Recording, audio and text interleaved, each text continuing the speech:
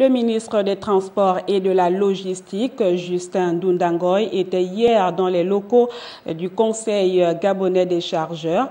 Le ministre est allé échanger avec le personnel de cette entité administrative. C'est un reportage de Marie-Jo Moussavo Makondi et Pierre Claverella.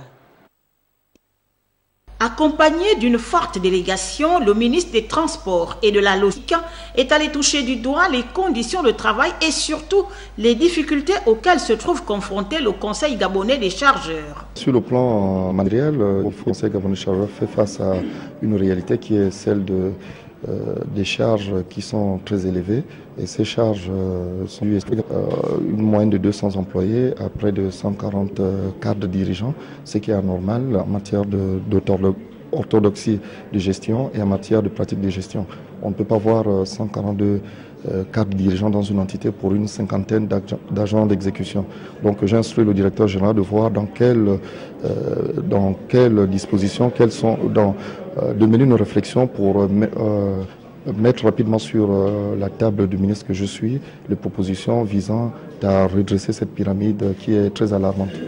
Après la visite de cette structure conduite par son président du conseil d'administration, Luc Chéri Gaïla, Justin Ndoundangoy a eu droit à une présentation qui définit non seulement les missions, les activités, l'organisation, les réalisations, mais également les projets à court, moyen et long terme.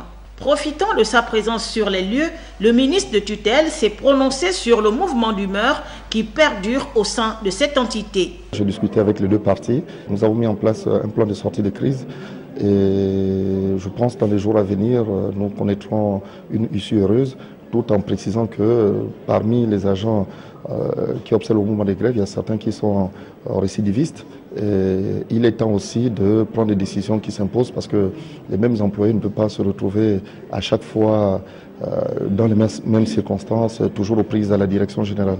Donc pour ceux qui présentent des dossiers favorables, nous allons les réintégrer. Pour ceux qui sont récidivistes à la matière, nous regarderons quelle suite donner.